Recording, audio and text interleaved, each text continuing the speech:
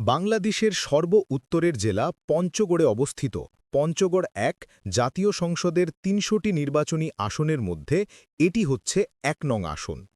এই আসনটি পঞ্চগড় জেলার ১ নং আসন হিসেবে পরিচিত। চলুন দেখা যাক এর সীমানা, ইতিহাস এবং এই আসন থেকে নির্বাচিত সংসদ সদস্যদের রাজনৈতিক যাত্রা। সীমানা: পঞ্চগড় ১ আসনটি ৩টি উপজেলার সমন্বয়ে গঠিত: পঞ্চগড় সদর উপজেলা, তেঁতুলিয়া উপজেলা এবং আটোয়ারী উপজেলা।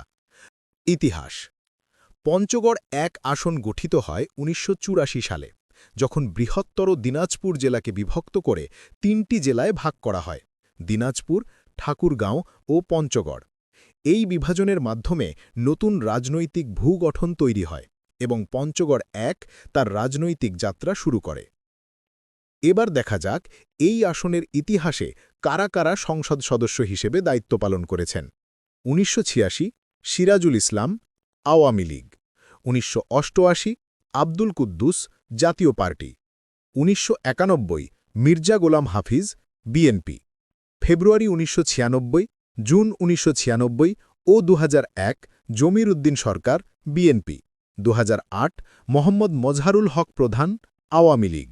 ২০১৪ নাজমুল হক প্রধান, জাসদ। ২০১৮ মোহাম্মদ মজহারুল হক প্রধান, আওয়ামী লীগ। ২০২৪ মোহাম্মদ নাইমুজ্জামান ভূঁইয়া, আওয়ামী লীগ। পঞ্চগড় ১ আসনটি নানা রাজনৈতিক পরিবর্তনের সাক্ষী হয়েছে। কখনো আওয়ামী লীগ, কখনো বিএনপি, আবার কখনো জাসদ, সব দলই এখানে প্রতিনিধিত্ব করেছে।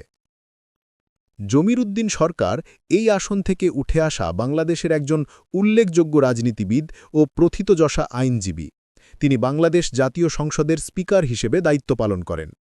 তিনি বাংলাদেশের অস্থায়ী রাষ্ট্রপতি হিসেবেও দায়িত্ব পালন করেন। তিনি বাংলাদেশ জাতীয়তাবাদী দলের অন্যতম প্রতিষ্ঠাতা সদস্য এবং প্রতিষ্ঠা লগ্ন থেকেই স্থায়ী কমিটির সদস্য।